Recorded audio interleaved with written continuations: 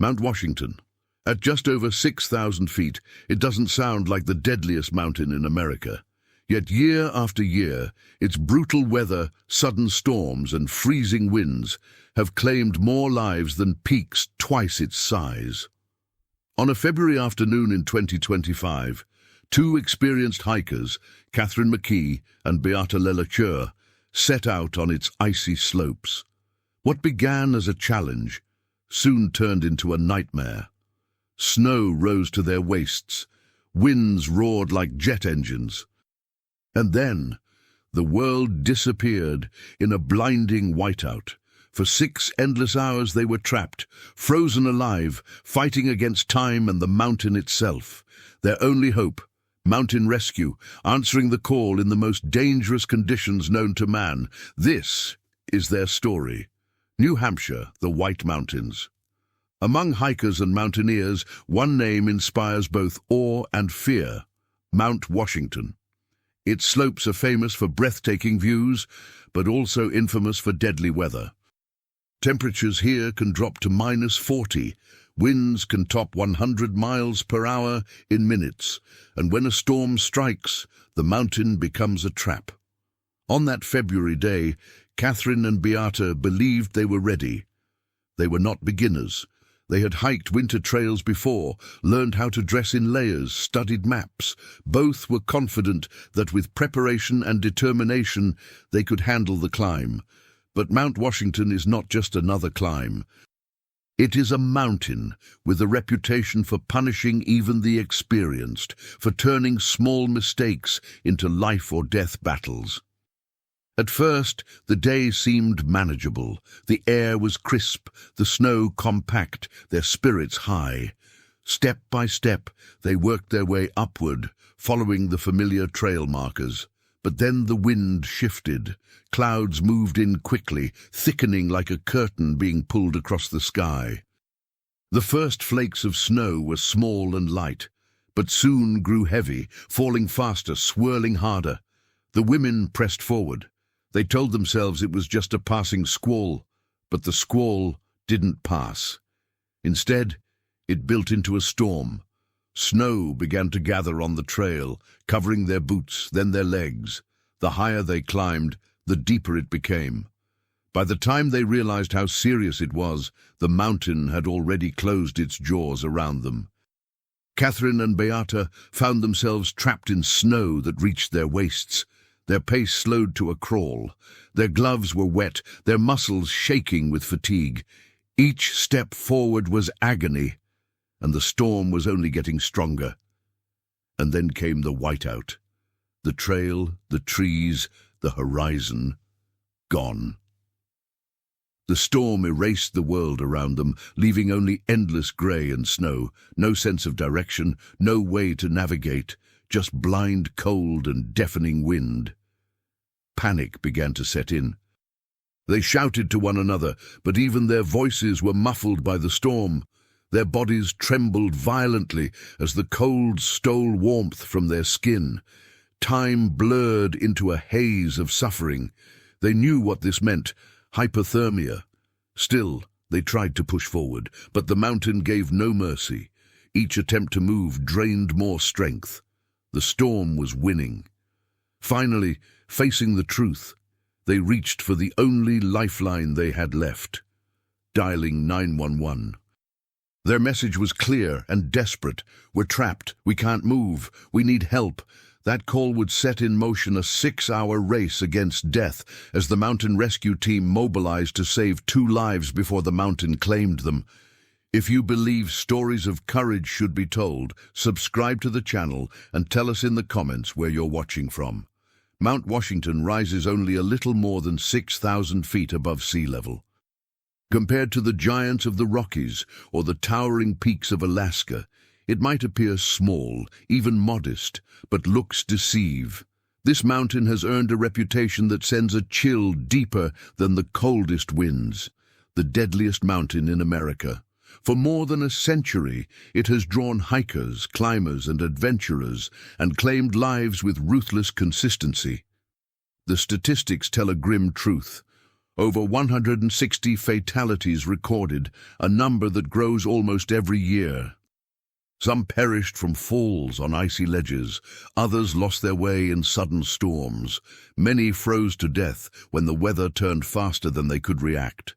The summit is infamous for holding the record for the fastest wind ever observed on Earth, 231 miles per hour, recorded in 1934.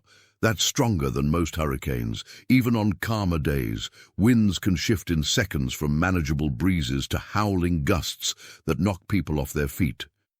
Temperatures can plunge from just below freezing to Arctic levels with no warning. And when snow falls, it doesn't fall gently.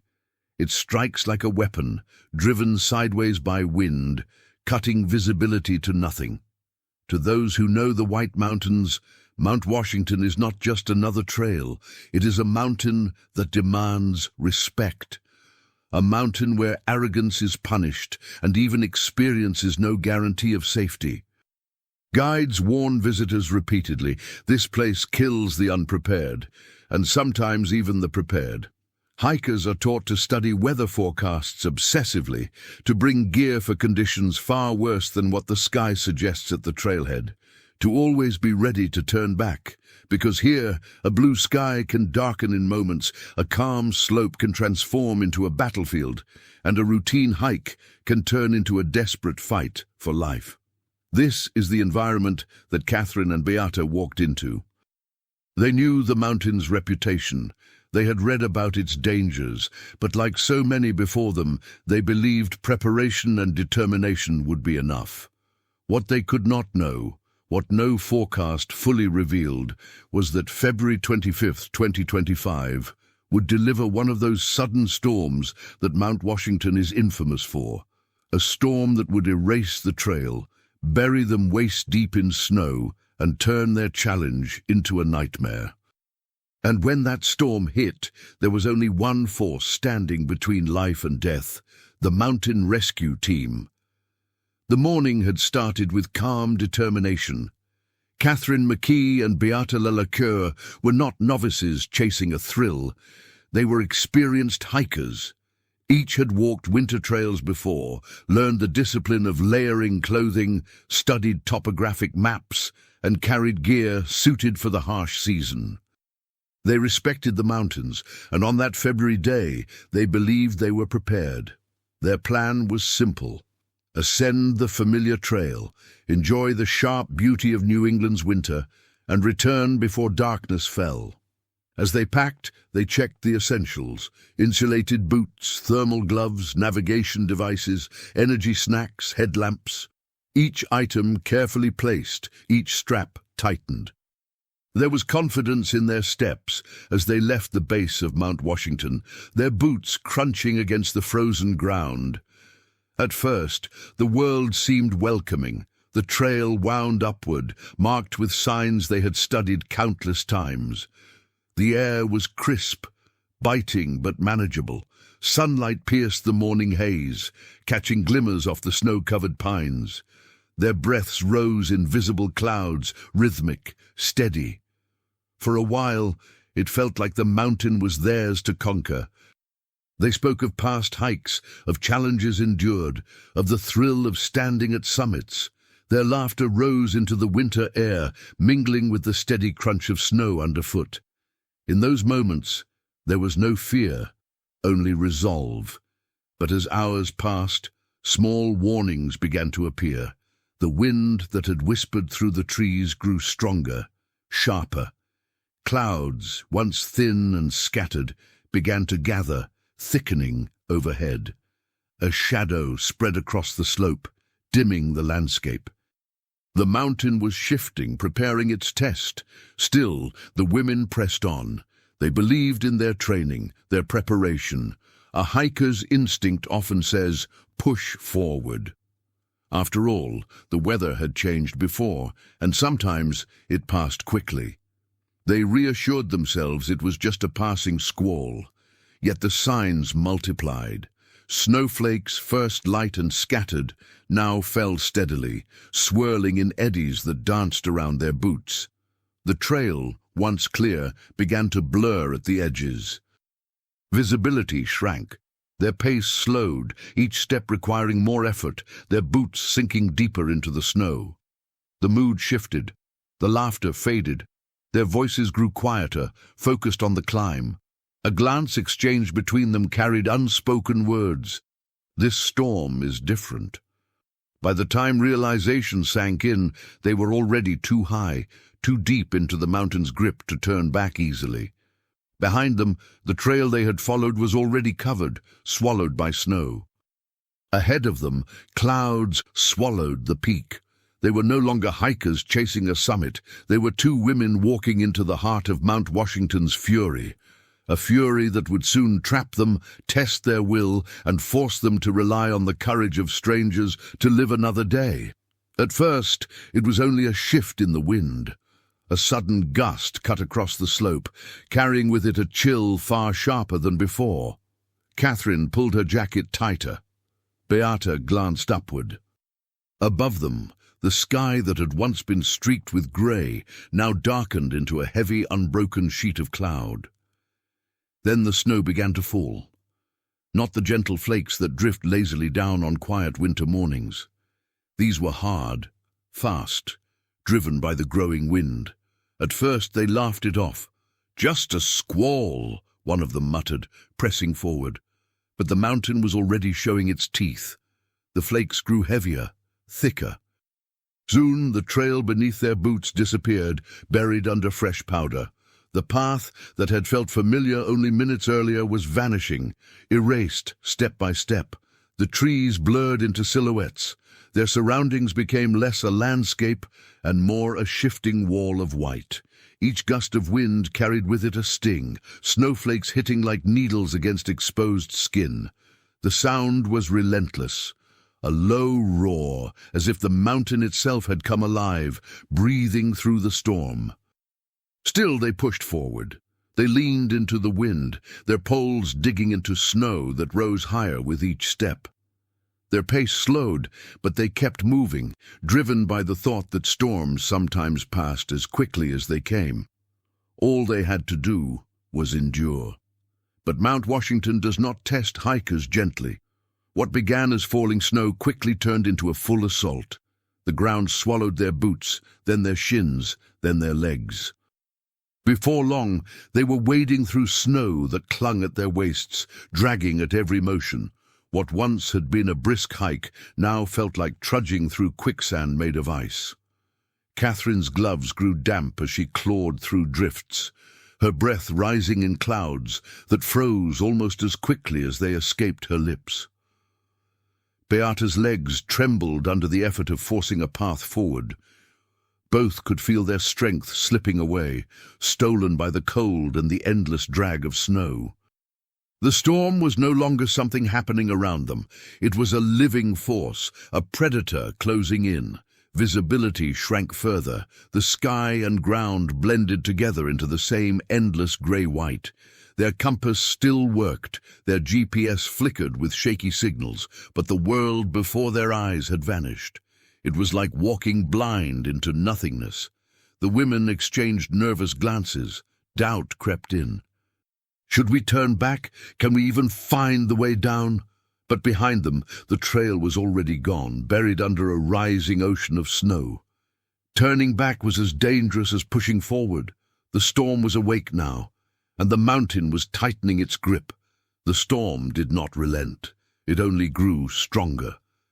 With every step, Catherine and Beata felt themselves sinking deeper into the mountain's trap. What had once been a clear trail was now a battlefield of snow and wind. Their boots, designed for winter terrain, were no match for the drifts. Each time they tried to lift a leg, the snow resisted, pulling at them like chains. Soon, their thighs burned with exhaustion, then their hips, and finally, the snow reached their waists. They were no longer walking. They were fighting, inch by inch, just to stay upright. Catherine leaned forward, forcing her arms into the snow, clawing for balance. Her gloves were soaked, the wet fabric freezing stiff in the sub-zero air. Beata's face was pale, her lips turning blue, her breaths coming in short bursts that crystallized in the air before vanishing into the storm. Around them, the world was disappearing. The once familiar outlines of the trees faded into white silhouettes, then vanished entirely. The trail markers, their guideposts, were gone. Above them, the sky was nothing but a swirl of grey. Below them, the snow pressed higher, pressing them down with every step. Their pace slowed to almost nothing. Every few feet they had to stop, gasping for air, muscles trembling from the effort. The cold was not just uncomfortable anymore, it was dangerous. Frostbite was setting in, numbing their fingers and toes, spreading slowly, silently, like the mountain itself was stealing the warmth from their bodies. Still, they tried to move forward, one step, then another. They told themselves, "We can do this. We just need to keep going." But each step was harder than the last, and the storm showed no mercy. Catherine looked at Beata and saw fear in her eyes, a fear she had never seen before. It was not the fear of the climb, not the fear of a challenge. It was the fear of survival, slipping away. Beata's body trembled violently, her movements slowing, her voice cracking as she tried to shout over the wind. The mountain was draining them, stripping away their strength, their warmth, their hope. The snow at their waists was more than an obstacle. It was a prison. A frozen cage that tightened with every passing minute, and then came the moment of realization. They could not go on much longer. Not like this. Not in these conditions. Hypothermia was no longer a threat in the distance. It was already here, creeping into their bodies. Their minds began to fog, their movements clumsy. Each pause grew longer, each breath more labored. The storm had turned two hikers into two victims, unless help came soon. There is a moment on Mount Washington when the storm takes not just your strength, but your sight. For Catherine and Beata, that moment had come. The world around them dissolved into a blinding, suffocating sheet of white. There was no horizon, no sky, no ground, just endless snow swirling in every direction. The line between earth and sky had been erased. Even their own footprints behind them were gone within seconds, buried by the storm. This was a true whiteout. A condition so severe that mountaineers compare it to blindness. Compasses still point north, GPS devices flicker with uncertain signals, but to the human eye, the world simply ceases to exist. Every direction looks the same. Every step could be towards safety, or deeper into the storm's trap. Catherine raised her headlamp, but the beam only illuminated a wall of white, the light bouncing back at her as if the storm itself refused to be pierced. Beata called out, her voice muffled, swallowed instantly by the roar of the wind. They could barely see each other at arm's length. Panic began to creep in. Not a sudden scream, but a slow tightening in the chest. The realization that they were cut off from the world, adrift in a void where no trail remained. Minutes stretched into hours, every pause felt eternal. And with each one, the mountain's grip grew stronger. The human mind is not built for blindness. Disorientation set in quickly. Were they still on the trail? Had they veered off into the wilderness? Were they moving upward, downward, or simply in circles? Questions with no answers, each one eroding their confidence. Their bodies were already weak from the waist-deep snow. Now, their minds began to falter. Catherine stumbled, catching herself on her poles. Beata pressed her hands to her face, trying to block the wind, but it was useless. The storm was everywhere, inside every breath, every sound, every sightless step. Their gloves were stiff with ice, their boots heavy with packed snow. Their legs trembled violently from exhaustion, and then the cold crept deeper, past the surface, into their core. Hypothermia was no longer a possibility. It was a reality. Their movements slowed, their words slurred. The storm was stealing not only their strength, but their clarity. In moments like this, survival becomes a matter of will.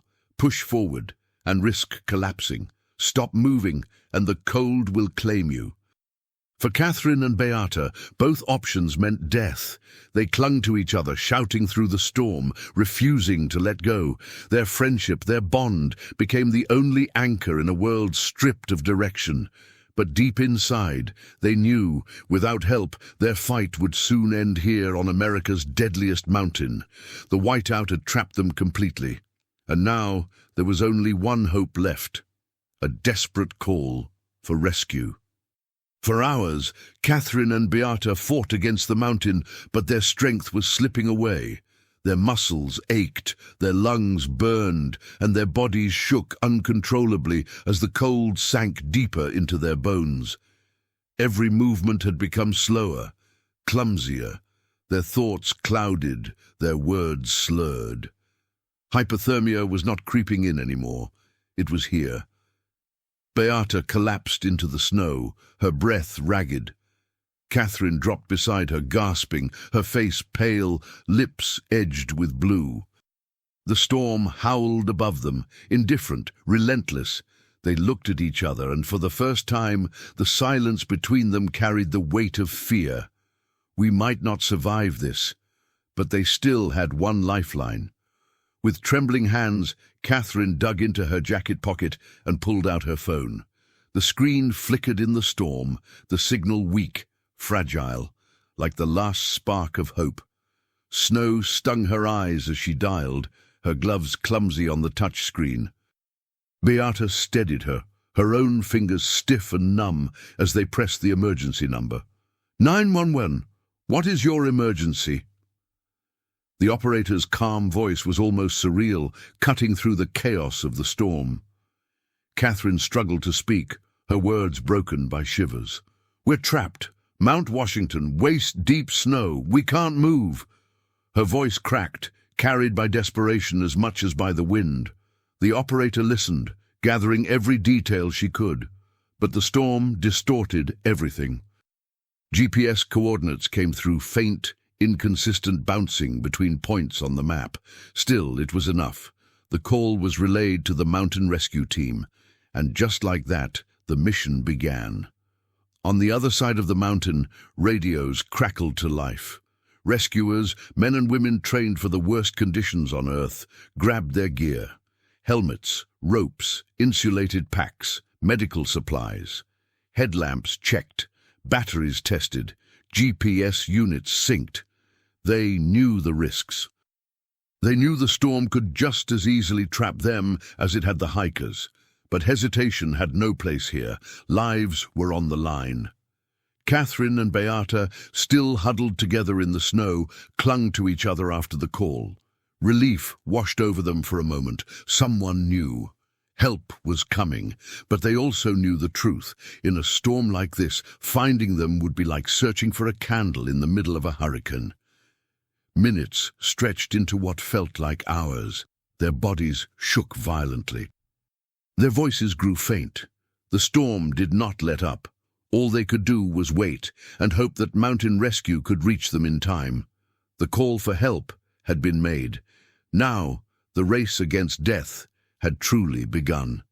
When the call came in, the mountain rescue team knew exactly what they were facing. Mount Washington, February. A storm that had already swallowed the trail.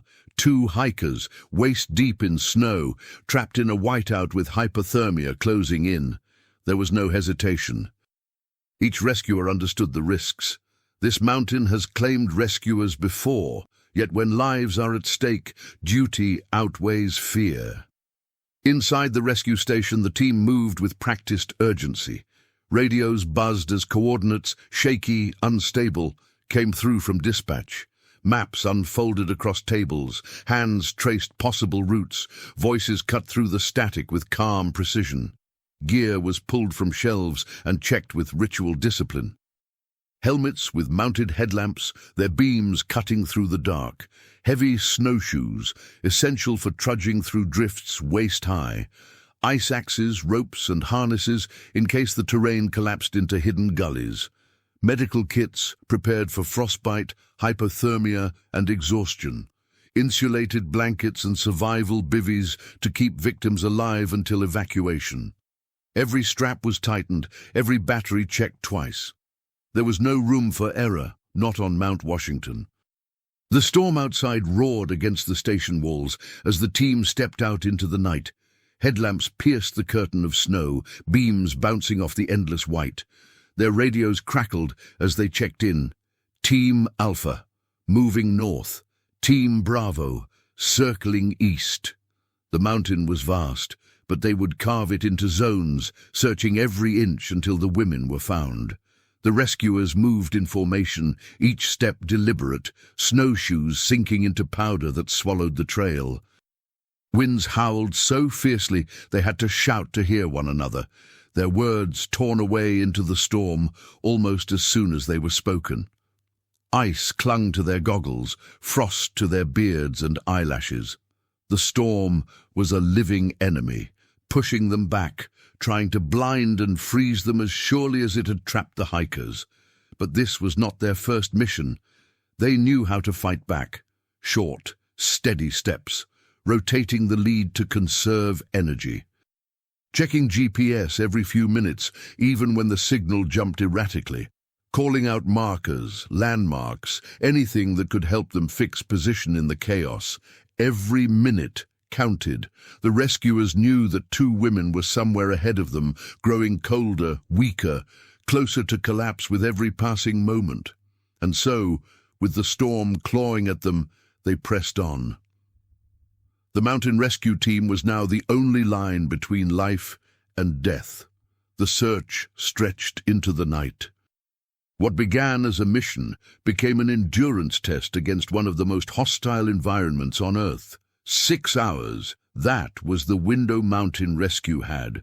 6 hours before two hikers slipped beyond saving. The storm showed no mercy.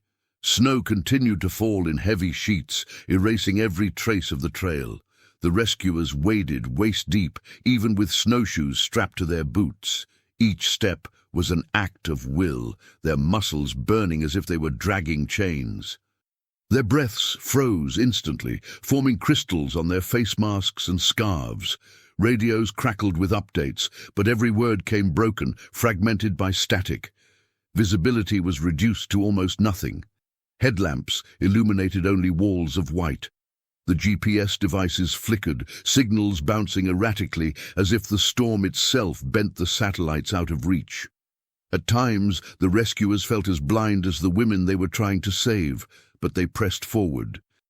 They swept zones in careful grids, calling out, blowing whistles, listening for anything beyond the howl of the wind. Hours passed.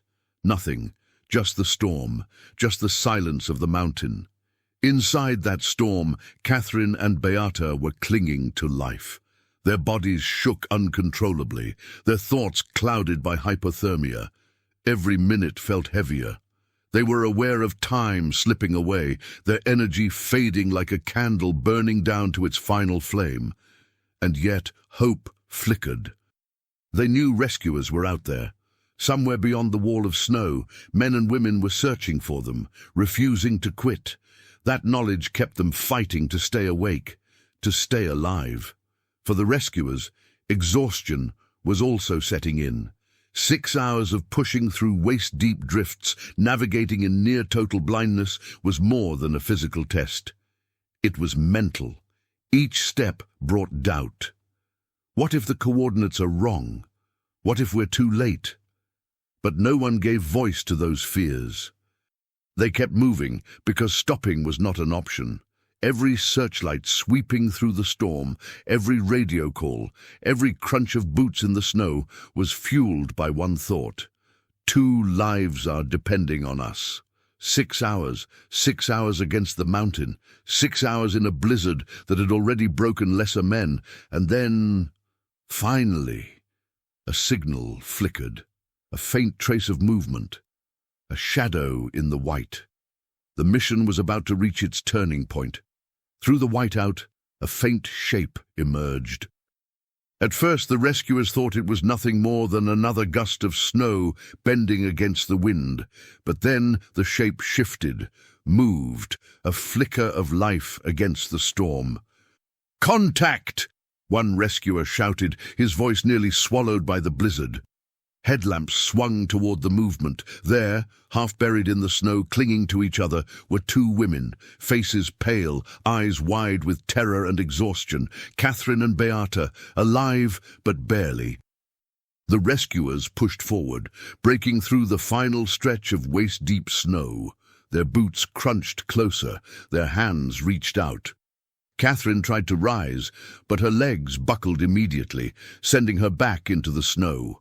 Beata's lips moved, but the words were slurred, broken by hypothermia. In that moment, the rescuers didn't hesitate. They dropped to their knees, stabilizing the women with practiced speed. Thick blankets were wrapped around trembling shoulders. Chemical heat packs were slipped into gloves and boots. Their vitals were checked, pulses weak but present. Frostbite marked their fingers, their faces, but they were alive. Catherine's eyes filled with tears, not from the cold, but from the overwhelming sight of help finally arriving.